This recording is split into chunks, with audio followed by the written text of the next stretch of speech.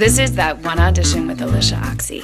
Hi, Miss Sarah Carter. I'm so excited to have you today. This is amazing for everybody listening. Multiple episodes of television from my favorite, Falling Skies, but then you were also in Shark, in Rogue, Smallville, Final Destination 2. I can't wait to get into all this. The Vow, and now writing, directing, and acting in a beautiful film in her name. So I'm so excited to go on this journey with you today. Thanks for coming and sharing your journey with us. Thank you so much for having me and for doing what you do. I said this to you chatting before, but it's nice to tune into a podcast that is directed to actors specifically, because it's a very unique journey and it's so glamorized and sought after. And I think aspiring actors, and then also just actors who are in it for bread and butter, want to talk about it, the reality. Well, yeah. And also, I was talking about this yesterday with an exec from Spotify. Hello, Spotify. If you're listening, I'm ready. But we were talking about just, you don't know what you don't know. But this profession specifically is pointed towards overnight success, right? Oh my gosh, where did Sarah Carter come from? She came out of nowhere. And you're like, no, I've been doing this since I've been training for this, or I've been working for so long. So I love being able to pull back the curtain on the peaks and valleys, because as a creative, it's not about one job. It's about a plethora of little hills that finally get to one mountaintop. And then once you get to a top, there's a bridge, hopefully, that you don't fall into a valley to get to the next mountaintop. And I feel like the mountaintops are so personal as well. The things that the outside world perceives as a mountaintop, sometimes for the artist feels like a moment of painful awareness or even humiliation, or that we're often in this business in the spotlight in moments that don't feel completely aligned with the artist inside of us that just hit a mountaintop in terms of our craft, or having that soulful, fulfilling performance in a small theater, and you're reminded of why I'm doing this. And then you go to set on this film that's just tough and soulless sometimes, not all the time at all. You mentioned Falling Skies. That was a dream job. It was like finding my tribe, a family that was tight for 5 years and still is. That is there for us as well. And Fallen Skies, we're going to get to it, but that's 11 years into your professional career. You'd already been training for so long. So I think that's the other thing too, is people, actors or any type of creatives, we want to jump right to knowing it all, or we want to jump landings versus climbing a staircase to get to that responsibility of being a series regular, being on a show that you're carrying the show, what that looks like. So it takes a long time to get there. And even, I'm so curious, because you trained for this. You're from Canada. You were training classically in theater and dance. But when you were little, was the impetus like, I want to be a working actor? And if so, what does that mean to you? Because I, as a little girl, also was like, I want to be in the TV, but I had no idea that meant auditions and not working for sometimes 6 months at a time or longer. I had no conception of the professionalism of what I was seeking. And I'm curious, when was that moment for you, and when you decided, what did that mean to you? Because then you went in and you definitely did the work as far as the training goes. Sure. It's funny you're talking about the training. So the first day of college level theater training, I was at Ryerson University in Toronto, and our professor said, you need to know that maybe one person in here will work professionally. How did that make you? Are you the type of person that's, it's going to be me? Or you're like, oh God. Yeah, I was. I sat there and I looked around at these beautiful young artists, so passionate, and I wanted to have a career for myself. Like, I wasn't there to not work. And I literally was looking around at my fellow students wondering how they were reacting to this information. And I chose to go to Ryerson University because it was a polytech university that had a good reputation for placement. So I was already strategizing. I think it's interesting that I've now become a producer full on because I've just known intuitively that the artist in us needs that backing of the business sense. And who knows what our calling is? Who knows why certain people have whatever gifts? I've always had that knowing that this is a business and that it's an adventure. So for me, the money was mind-blowing. I didn't see it as an obstacle. I saw it as an opportunity to make a lot of money, having a lot of fun, doing something that came very easily to me. Now, having said that, it's interesting. I wanted to get into the theater world in Toronto. I actually didn't watch TV and say, I want to be in the TV ever. I loved being on stage. I love dancing. I love debate. I love what happens in a theater when you create an experience for people to share and you feel changed when you leave. So my motivation was truly New York and theater in Toronto. It didn't really go beyond that when I was 18 years old, sitting in that class. Mm-hmm. So my journey ended up being that I had that moment. Then I worked my ass off in class to make sure that I was learning whatever I had to learn to be the one actor who was hired as part of the theater company. But then my mom actually got sick and I moved back to Winnipeg to be with her. And that summer, I was just looking through the newspaper, asking around, trying to find any opportunity to work, whether it's commercial or an extra on a horror movie or even radio work. I was handing out my little resume everywhere in this small city, Winnipeg. And I found a competition in the Winnipeg Free Press that asked us to perform a monologue that would be judged by a casting director in Vancouver, and whoever won would be flown to Vancouver and introduced to agents there. So immediately I'm thinking, here it is. Here's working actor. Here's the business. I won and I was flown to Vancouver.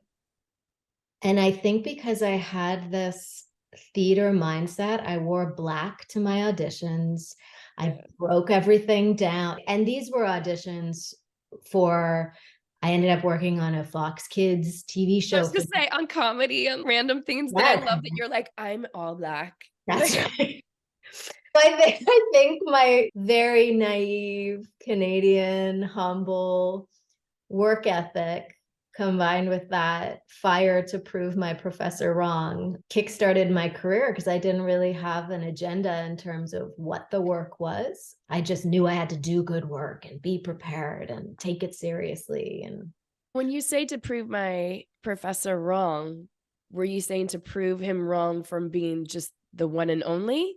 Or did he not perceive, or did she not perceive what we all know to be the Sarah Carter that's sitting right here?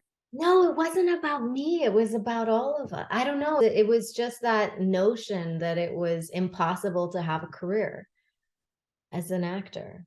I just wanted to have a career.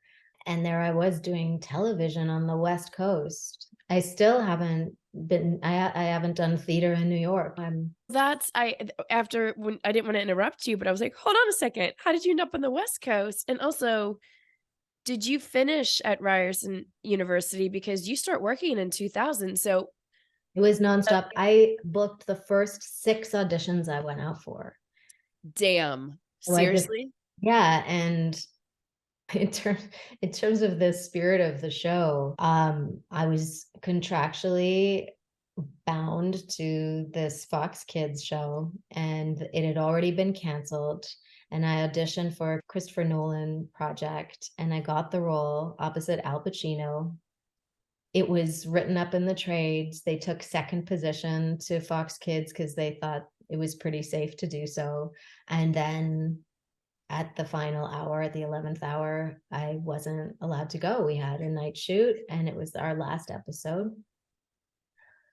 I didn't even know. Now I go back to that moment and I understand what it was. But at the time, I was just disappointed I didn't get to work with one of my heroes, Al Pacino, but an agent from LA became aware of me through that. And it was immediately after that show finished its run, which was, I think, like 2 weeks after this experience, I packed my car and I drove down the coast by myself. I slept on a friend's couch for a month or so where I found an apartment and didn't have a visa. Didn't know how I was going to do it. But then I got recurring on Judd Apatow's Undeclared. Yes. Okay. Before we jump to that, because some people are new to acting or just starting. So first position and second position, I just want to explain that if you are contractually on a show that you were on the kids show, you can still go out and audition for things. And if you do book them, they'll put you in second position. I don't think I've ever heard many people being in third position for anything. That would just be insane. But it's usually first and second position. But that whoever's in first position contractually has you and they get to say whatever goes. I cannot believe. But again, those are stepping stones, right? You wouldn't have gotten that agent because what ends up happening is then everybody at the bigger agencies are trying to get their clients on, right? Oh, who's this Sarah Carter from Vancouver that got the part that my client didn't get? Oh, she's in Vancouver. Let me see if I want her now. I want the booking horse, right? I would let, before we get into the reoccur of Undeclared, that's also comedy. You're stepping into that. How was the audition for that? Did you know that it was reoccurring? And now we know what Judd and Seth Rogan, who they are as creatives.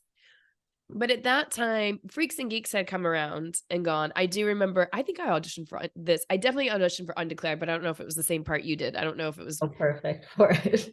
They should have hired you.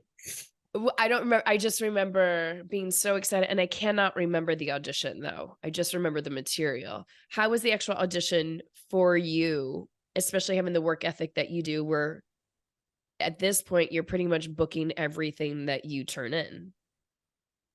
It was terrifying and exciting. I don't remember what the very first audition was like, but I will never forget. I should go and grab this stone. I hope Charlie Hunnam doesn't see this, but the screen test was with Charlie Hunnam, who I had a debilitating crush on. And he couldn't have been lovelier. It was on the Fox lot, and he picked up this stone that was at the base of a palm tree on the lot or whatever. And he gave it to me for good luck. And he said, stones hold energy, and I've infused it with, I don't know, I can't remember exactly what he said, but it was a very special moment. And I was, of course, smitten. Yeah, give me And a I stone. think, Yes. I think we had genuine chemistry that we brought into that audition, into that read. So that's probably why I got the part. I actually have him to thank. And then it just couldn't have been more actor friendly. It couldn't have been lovelier, more hilarious.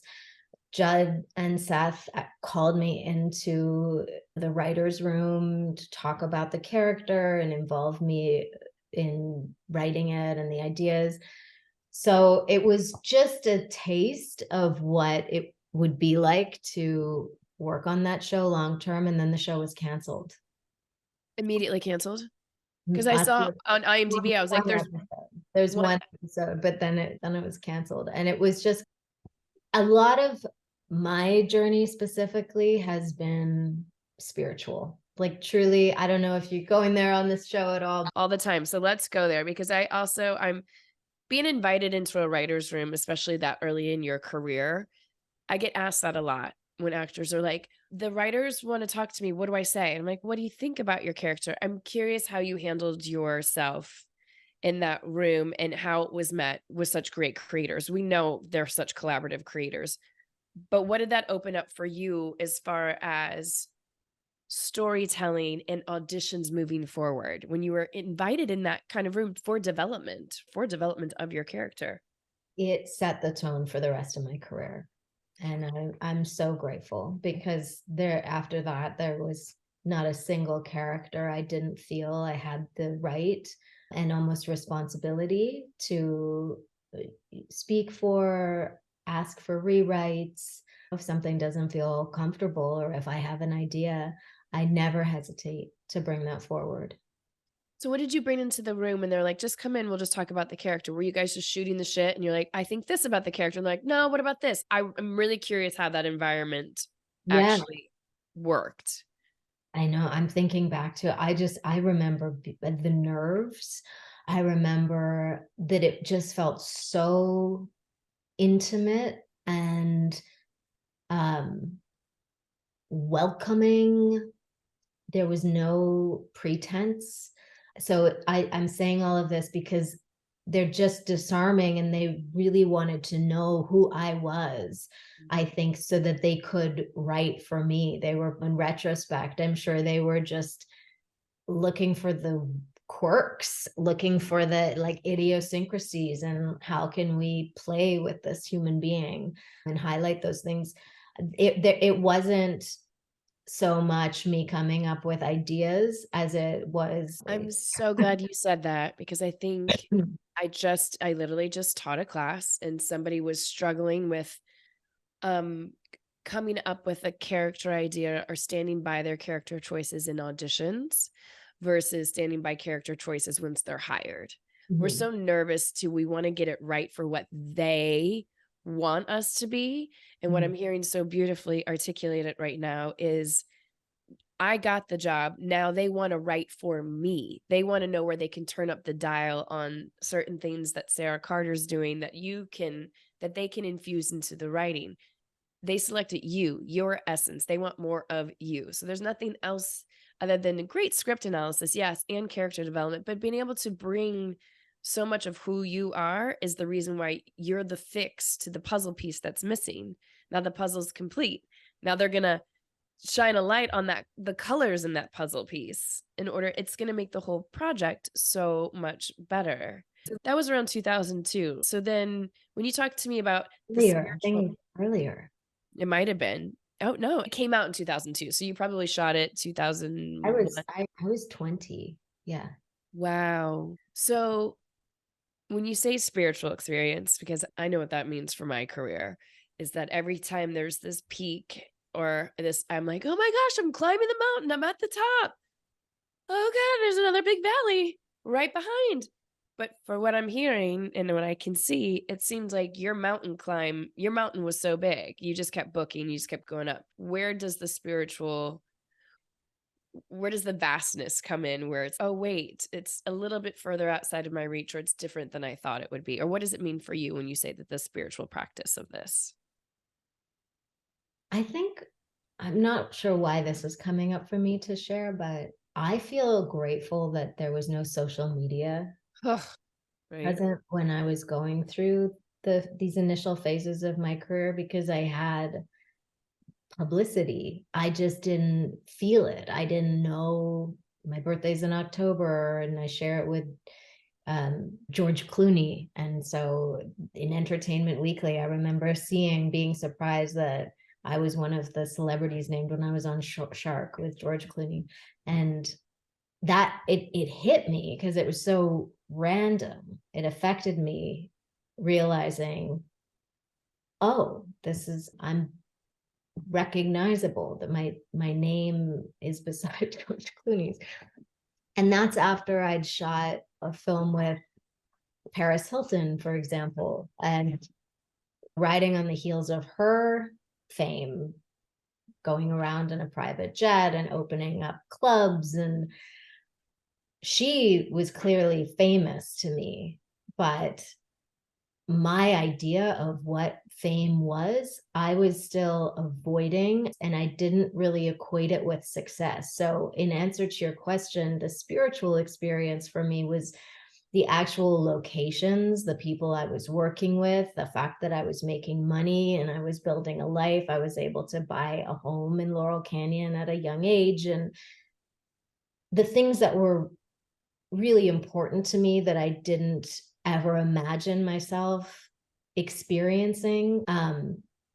But it was never what I imagined for myself artistically.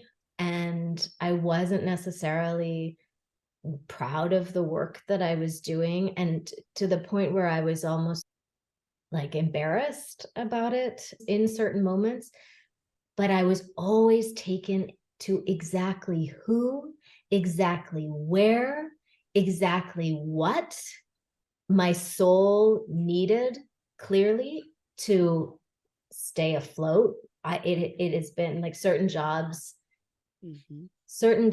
have saved my life, and for inexplicable reasons. Could be a makeup artist who says the right thing to me. It just wasn't about the job itself. It has never been about what people are saying about me when it's publicized. So I think I'm still in that to an extent. I'm still in a version of how do I feel whole and aligned with my creative expression. You're touching on something that I think when we create, or when we have the idea of what we think a working actor or wanting a professional actor is, especially when it's not theater, right? In television and film, it's a machine. Let's go with television first, because we go basically, you do a few episodes of Smallville, and then you land on Shark. Huge show. Was it for Fox or CBS? I can't forget. It was Fox. With James Wood. As far as a creative career, sometimes we're looking for this mountaintop for whatever reason, so that we're more recognizable, we're more relevant, we can do the other projects. Like you just said, you can be financially stable, you can buy a house, you are independently wealthy as an artist. These things are happening. But television is a machine. It puts in the scripts, and week to week, they end up becoming quite monotonous in the structure that they're having. They have to turn it around really quickly. You're not getting that instantaneous gratification from stage, that exchange of energy. You are with the crew, but that exchange of energy, and then it comes out later, however it's edited, and now you're in the living rooms of so many people, and all the actors around you are also thinking, wow, you've made it, like you're doing this thing. But sometimes it could lack that satiation of being creative. And I think a lot of people look for this mountaintop, but then start to suffer on the top of that mountain because they're not being satisfied. I'm curious your viewpoint going into Shark, and then how you satiated yourself while shooting Shark.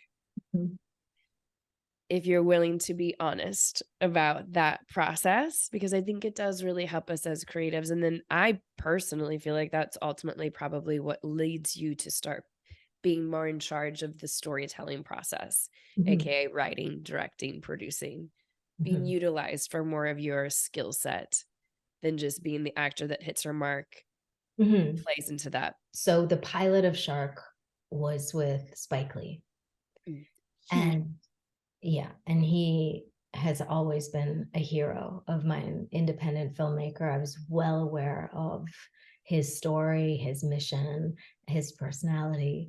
So being on set with him was very similar to the Undeclared experience, where I knew I was with someone unique, and I was taking in the artist who was in the context of the machine that you're talking about, because he operates without apology. He holds the bar at a very high level, and he's got a playful yet commanding way of directing, and I didn't want to disappoint him. For that experience to set the tone for the rest of the series was fascinating, because nothing compared to that pilot on the show. It was Jimmy himself, James Woods, is wonderful. He's so dynamic. There's just no one more fun to play off of. He's unpredictable, juxtaposed to all of the legal jargon and formulaic exposition and all the things. Yeah, he was just a delight. But there wasn't that I think I've just been pursuing the director's chair, being more in the creative producerial position, the writer's rooms. And then as an actor, I always felt a little bit disappointed, or like, this isn't quite how I thought it was going to feel. And so that series for me, it's interesting that you would pull it out to talk about, it was hard. It was really hard. And everyone on it was amazing. Jerry Ryan is still someone who I adore and look up to in terms of who she is as a person and how she navigates the business and her home life. I got to see her pregnant on set and watch the crews do what they can to make it work for her. They took great care of her. So I have never had, and then Moon Bloodgood was pregnant while we were shooting Falling Skies. So luckily I never felt like I had to choose between family and the business. Like, your question is about how did I keep that inspiration going while I was in the grind. And on that show in particular, it was such an ensemble experience. You might have just one line, but you're there all day. Okay. Yes. It's hard work. And then you feel drained by the end of the day. And then you're up again at 4 a.m. And the weekends are sometimes they're What weekend? Yeah, what you have Fridays and people don't know you shoot Friday night into Saturday morning. You're back on set on Monday. So yeah. The grind. And were you guys shooting 14, 18-hour days? We were. Where I want to go with this, though, is that I actually quit the business after. You did? I did. I was like repped by a partner at UTA, and I was at the top of a mountain, and I was so unsatisfied. I left, and I went to India, and that's when I picked up a guitar. I'd never written music. And I just wanted to know who I was, what I was doing with my life, because it was so full speed ahead. Like you're acknowledging, and only an actor would understand what a resume like that looks like when you have 26 episodes on this, and then 13 on this, and then these movies of the week. And it was my Saturn return. So there you go. But oh, yes. I was going to even say at 28 to 30, you're like, what am I doing with my life? And I'm in such turmoil, even if the exterior looks like everything 20-year-old or 18-year-old Sarah wanted in that room, to be like, pick me, choose me. I am the working actor. You don't know what that really means sometimes. And I, after talking to 500 plus actors, that first series is equal parts exhilarating and horrifying. And I like being able to talk about it, because it's not everything you think it might be. And you're thinking that this one milestone is going to change everything. And it does. But when you're visioning something or desiring something or manifesting something, we have to think about the whole encompassing part of it. And I think to be a working actor, to be coming to this podcast and seeking out people's journeys, it's really nice to pull back the curtain on what that actually looks like in your day in and day out, and being able to actually live that lifestyle. So being able to balance your emotionality and your drive for something, your longing for something, and then you receive it, and not understanding that's not going to fulfill necessarily all of those creative ideas that you had at that moment. And I think too, it's not just receiving it, you are giving up. For me, I had a very clear thing that I chose, I chose away from in order to take this opportunity. And I think that haunted me a little bit. What did you choose You mean instead of going to theater? Or do you mean something No, else? for Shark, the moment where I decide, when you sign your Right. life away before the screen test, it's really intense, right? Before you even know what this show is going to be, that pilot season experience where you're signing contracts, 5-year contracts, and you have this fire to just get the job, and you're waiting on other possibilities. And if this one comes through, then it's going to be this one. Mhm. I think I was just so desperate for using myself in service. I think maybe because I was making a lot of money and I hadn't built the life, the stability that I had really longed for at that point. I bought the house, which was amazing, but I wasn't living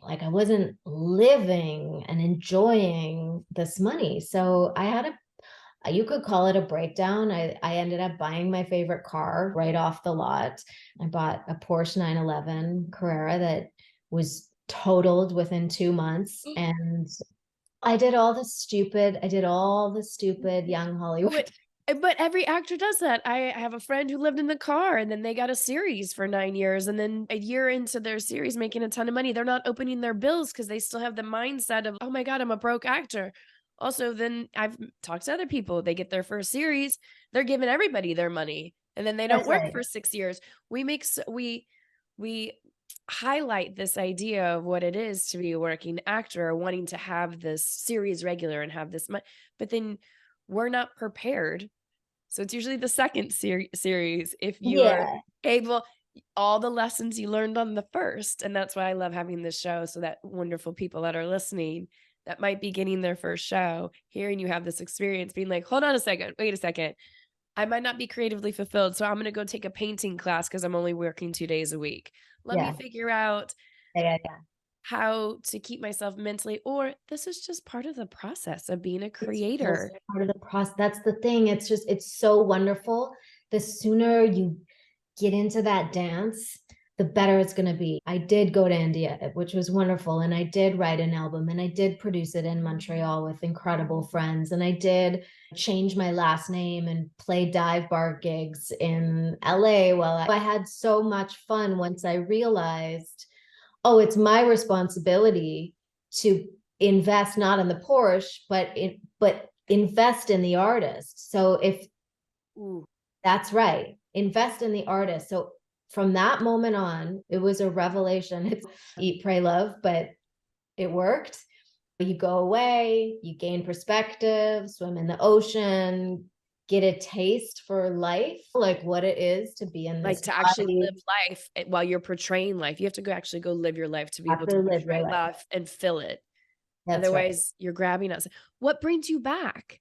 Because now you're out touring and getting to be in control of your creativity to a certain degree. Mhm. So is it Falling Skies that brings you back in? Because I would love to hear the audition story for this from start to finish. This is wild. So I decided to become a core energetics therapist, which is I don't know if you know what this is, but it's group therapy essentially. And it's born out of primal therapy. And it's this practice called radical aliveness, which is the practice of using your pain body to heal a group. So very similar to acting, you're channeling emotions, but you're not attaching it to your negative narrative. You're not attaching it to your sort of victim narrative, but you're moving the energy, you're accessing all of the pain. It was transformative for me, and something that, of course, I wanted to bring it into jails, working with incarcerated women. I ended up working at Camp Kilpatrick for boys who were juvenile delinquents. And it's just such an amazing tool for people to liberate themselves. And that's, I thought at the time, what my gift may have truly been. Like it just felt like a pure experience of my capacity to channel and my capacity to empathize and my capacity to, because in that form of therapy, you're allowing the narrative to shift. So you're tapping into this collective field of emotion, which is the exact same thing we do on set as storytellers, directing especially. You're holding space for a collective field and a collective sort of elevation and people to really play with each other. So it was this aha moment for me. I felt satisfied. I felt like this is what I wanted to do. So that was a 2-year training program.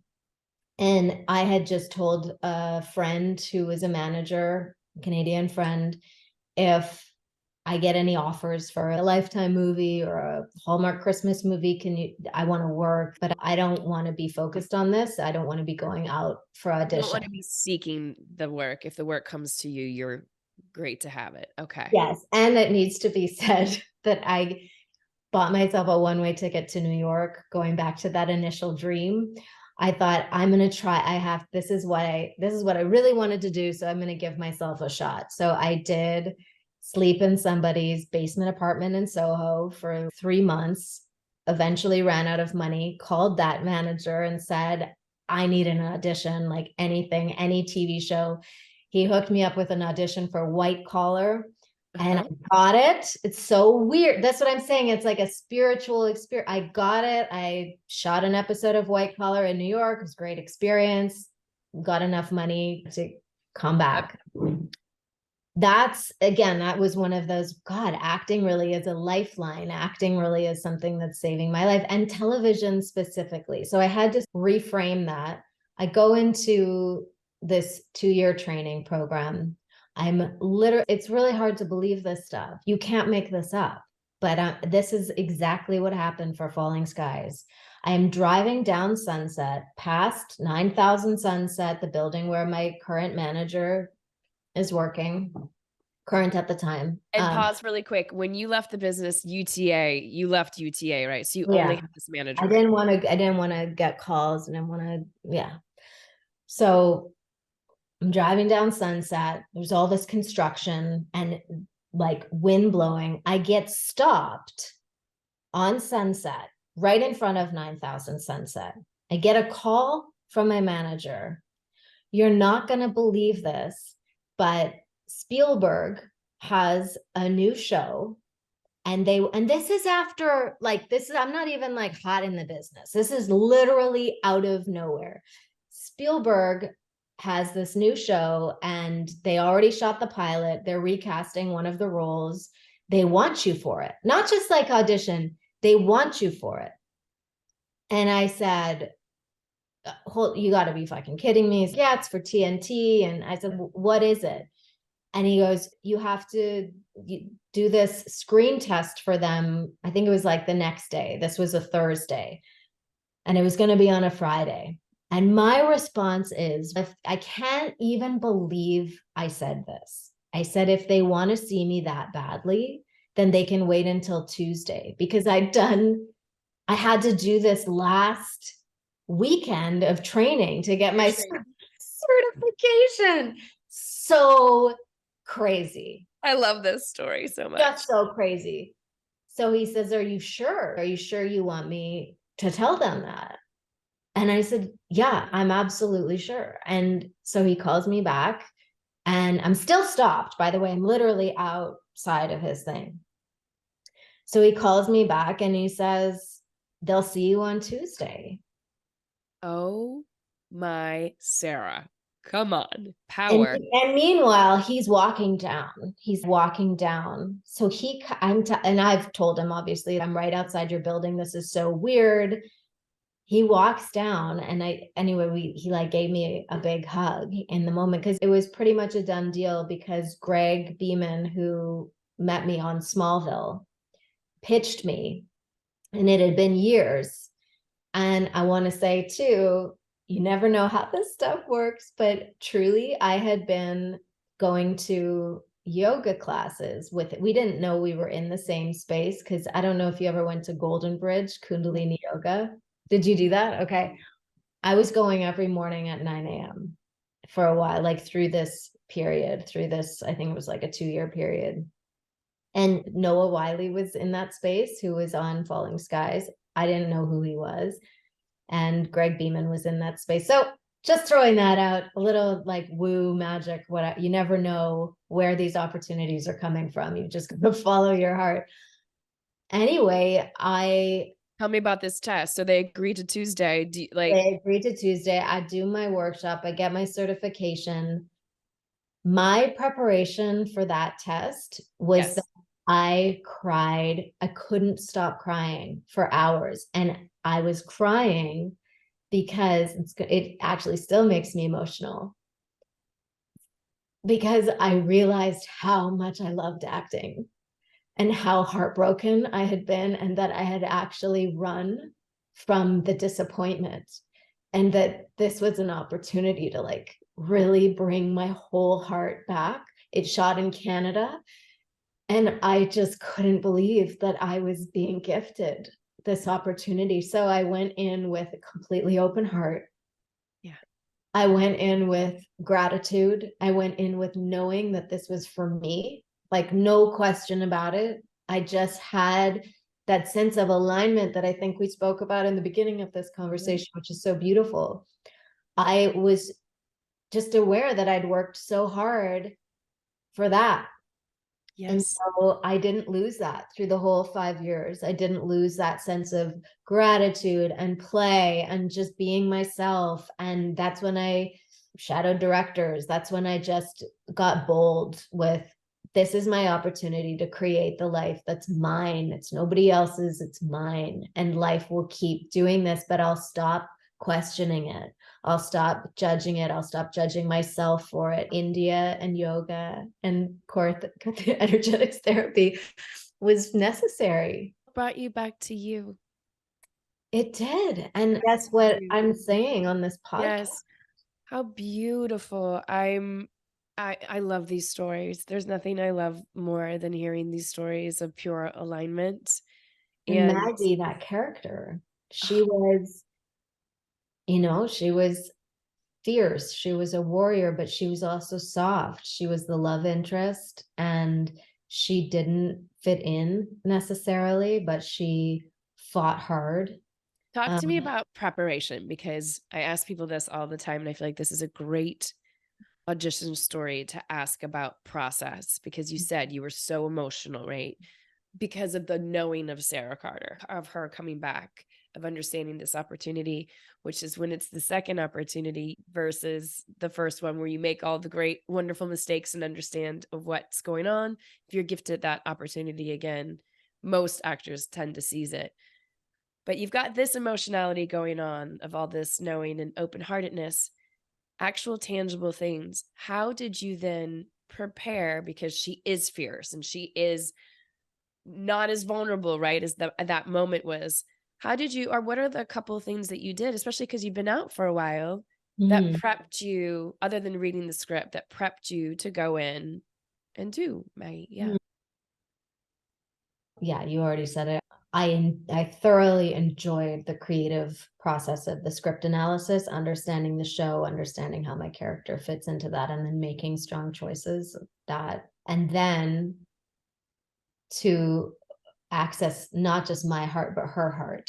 And I think that's where all of that emotion came from too, is just accessing the pain, which is why I love core energetics therapy, because it's about being human. It's about sharing the pain. And so there was a fusion, a very obvious fusion happening in that experience of just letting the emotions run, that, okay, this is not just my pain, but I'm falling in love with her. I'm actually falling in love with her heart. And so my work ended up being just, I would say, protecting that, because that was the biggest thing about Maggie, is her armor.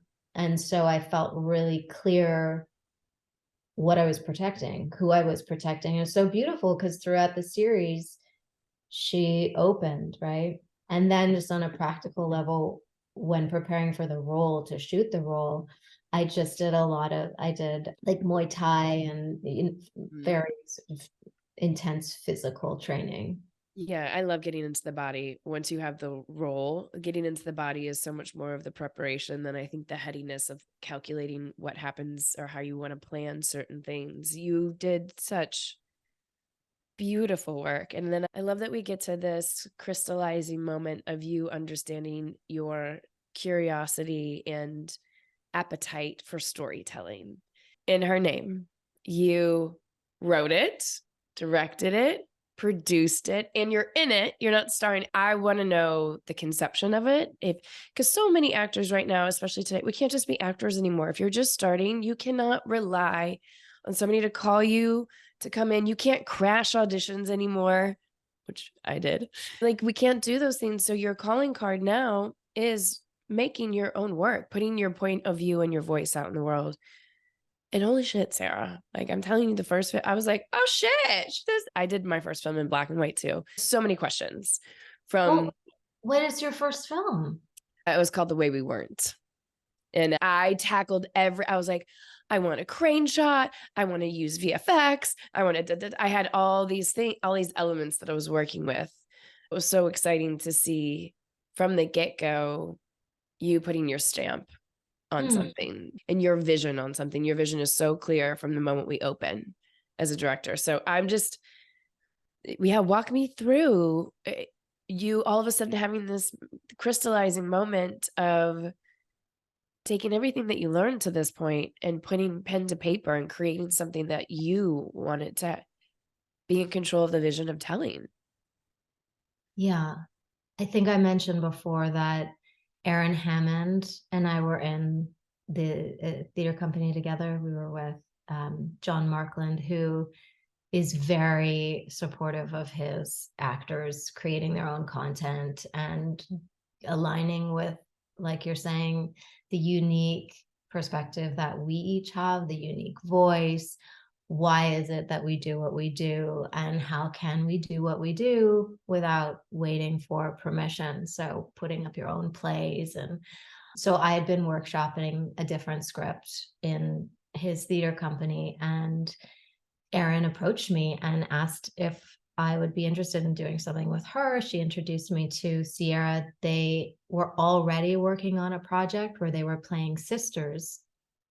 And so they brought me that project. And I said, I don't know if I can invest in taking on your project, but I can certainly workshop these scenes with you. And I believe in you, Erin, and I see the talent in Sierra, and I'm so excited about this. And thank you for trusting me. So what started as a weekly gathering of workshopping their concept turned into me having a full-fledged vision and asking them if they would be willing to star in something that I direct and write and produce, and would they produce it with me? Pretty much, are you game to really make this happen and commit? Because it was so small scale. It was entirely contingent on the three of us having our whole hearts invested in it. And it was the first time I was able to play with one of the things I love most, which is seeing someone's unique creative potential and then catering to that as a writer. And they're both so talented and so willing. It was a real sort of trade-off all around in terms of them bringing all of their resources and me believing in it. And then ultimately the script just became what it is, or what it was when we went to shoot. It's amazing. Yeah. The process of, I think, any film is that it starts in one place, the script is what it is. When you shoot it, then there's a whole other process that happens in the editing room. You get to make a whole other film, basically. Truly, it's a rewrite. It is a rewrite. And when we shut down for the pandemic, which was 8 days into shooting, I did, 8 days into shooting your first film. I was going to ask, that was going to be my question, is how much of this was created during that incubator, that's what you want to call it, and or shutdown? Yeah, a lot of it. And I, thank God, already had the attitude of challenge being opportunity. And I was able to sit with what we had shot so far, assess what was working, what wasn't working. And we had crowd scenes that needed to be rewritten in order to adhere to safety protocols, and just budget issues, having to invest in testing every day. That was something we didn't account for. A lot of Wait, how did you, honestly, I have to stop you there. How did you do this? Because so many actors that are listening to this too, that are trying to produce their own stuff, you get thrown this curveball. Did you guys raise money outside of, how did you, first of all, produce it, even get it made? What did you do once the budget got completely inflated because of testing? Yeah. So what ended up happening with the shutdown was that I applied for a loan. There were all these small business loans, and my production company had the whole crew on payroll. So I was able to use that to my advantage. And I don't think we could have finished the film without that loan. So that's not very exciting, but it's one of the ways in which it's accessibility. And there are loans out there. There are grants for certain filmmakers. There is ways in which, especially if you already have some content, which it sounds like you had some content to even solicit more funding. Yeah. That's right. Yeah. So there was one vision when we started, and then another vision when we came back after the pandemic, and then yet another vision when we saw what we had and began to edit it. Music, I wasn't expecting to have such a huge influence on the edit and the experience of the film itself. I think maybe being a musician, it was fun to realize that could also inform my work as a director. And my husband is a wonderful musician, and he and I were editing it together. So that was nice to be able to learn from him and trust in him, and have him trust me and recognize that this is my vision.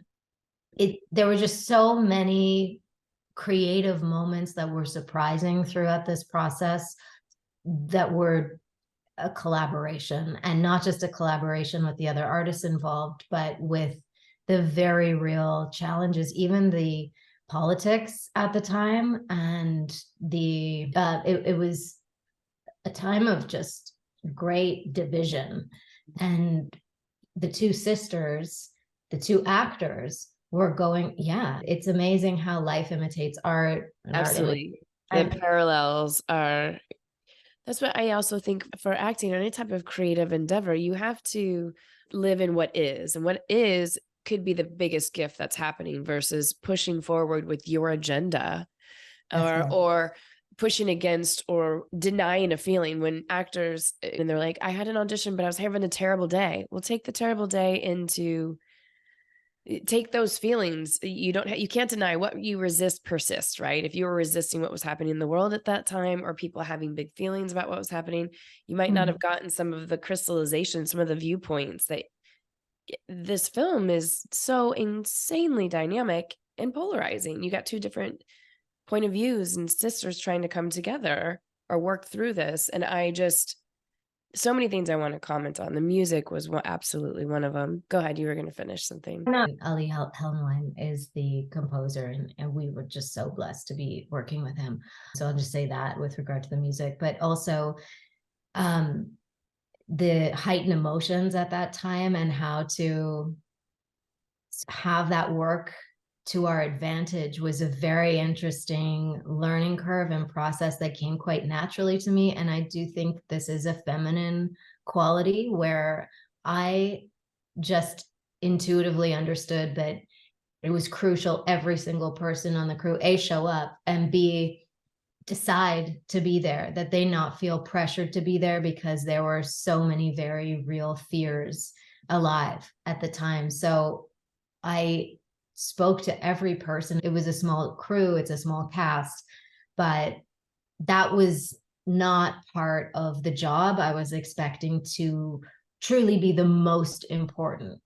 Talking to everybody and making sure that they feel safe, that they feel valued, and that they feel free to choose to be there, that I'm going to understand if they need an out. And so to have everybody circle up in the morning, which we did before we went to picture, every day we circled up, took a deep breath together, and noticed that everyone here is choosing to be here, and what a gift. And we're creating our own world. We're creating our own experience, which is contingent on everyone being sensitive to each other and to the times. And I think that gave the film a real potency. It shimmers in a way that, I mean, I notice it because I know everybody involved and I know what it took to make it, but every film has its challenges, and I do think the ones that make it through that were particularly challenged in the making of have something. They always do. Don't you feel even as an actor when you're on the sets where you're like, this is clunky, this is, and something's not, and that's the one that ends up coming together so beautifully, and the one sometimes that with so much ease and so much, you don't know how that's going to turn out. Yeah, it does glimmer. The reviews are just absolutely dynamic. Bravo. Well done. Way to step in front and take charge.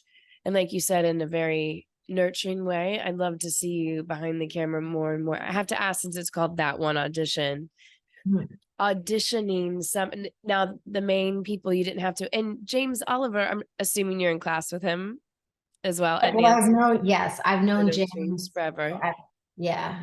So I want to particularly ask about the audition of the little girl. Did you actually have to audition her, or was that somebody, because that's a whole other skill set as a director, is to work with children. But I have a lot of parents that also listen to this podcast. So I'm curious if you did audition her, the audition process, or even just sitting in the director's chair and getting auditions, and how you were selecting or what you were seeing submitted forward, because I'm sure a lot of it was self-tape. Yeah.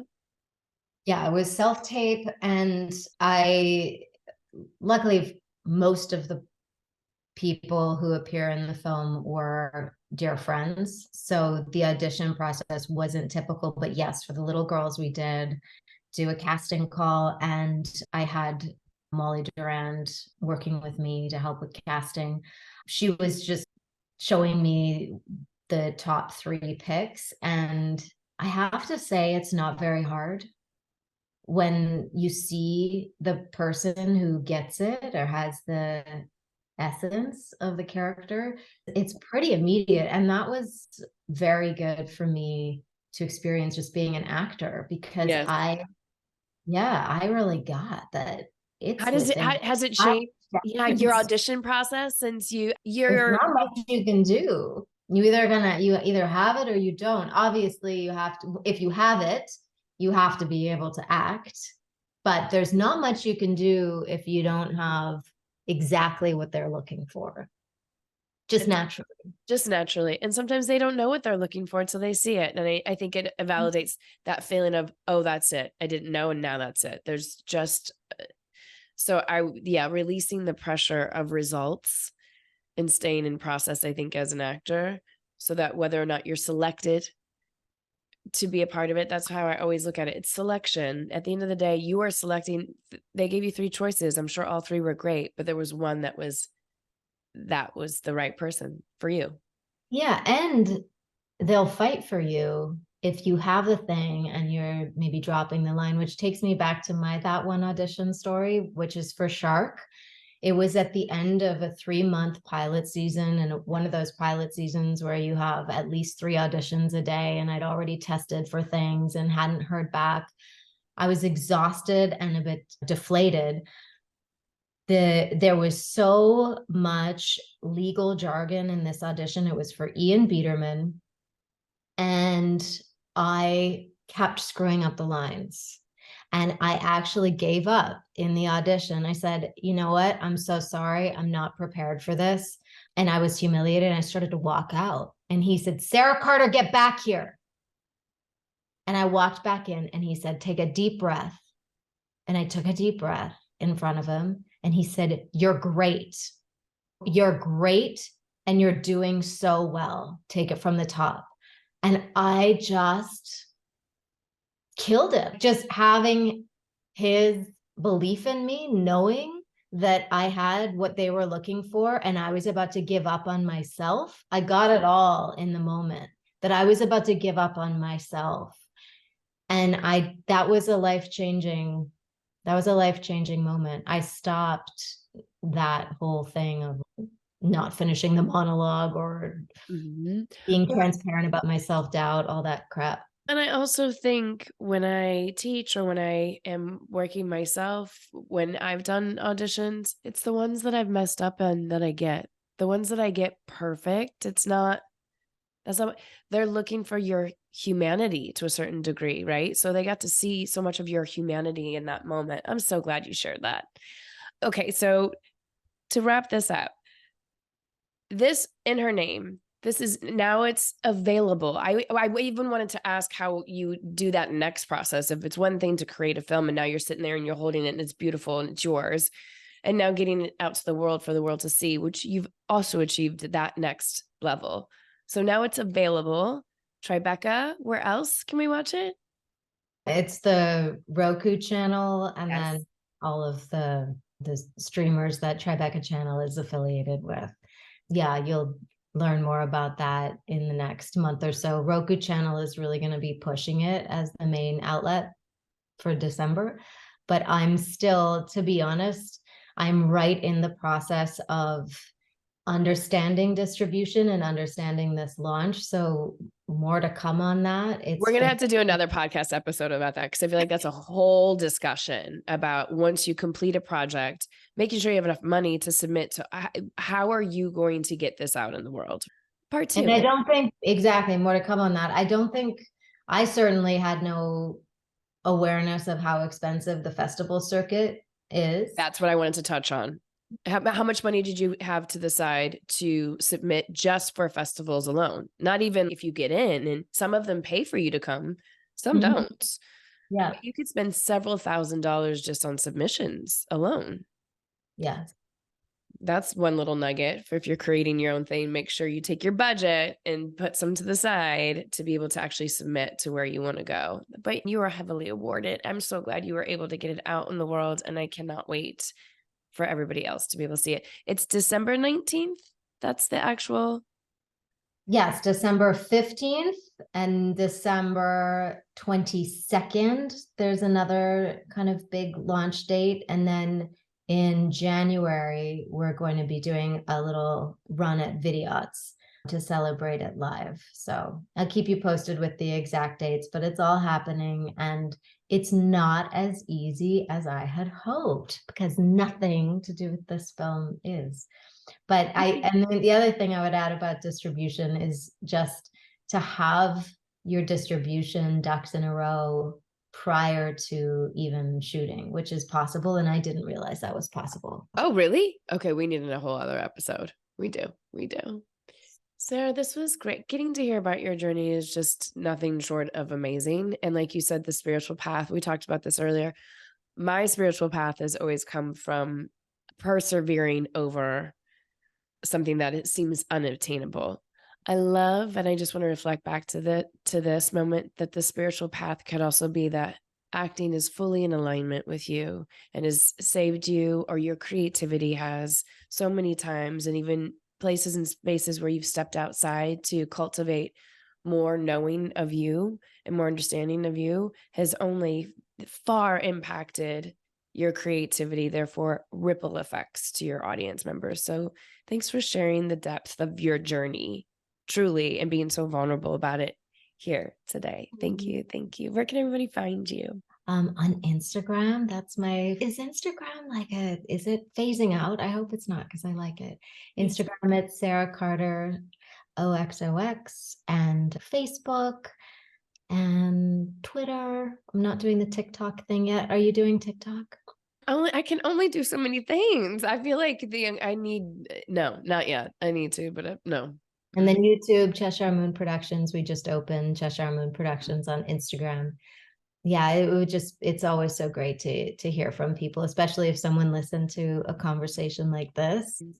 Good to Yes, please subscribe, rate. I always say, shout this out to a friend, tag somebody, let them know that there's journeys out here for you to emulate from and for you to we don't always have to make the mistakes ourselves. We can hear what somebody else did or to be inspired. Truly, And also to collaborate. My production company, the mission is invested in the unknown. So you can find me at CheshireMoonProductions.com. You can always email me there, subscribe to the newsletter. And if there's any projects that you're looking to have someone invest in or produce, I'm reading. So yes. Now get ready to be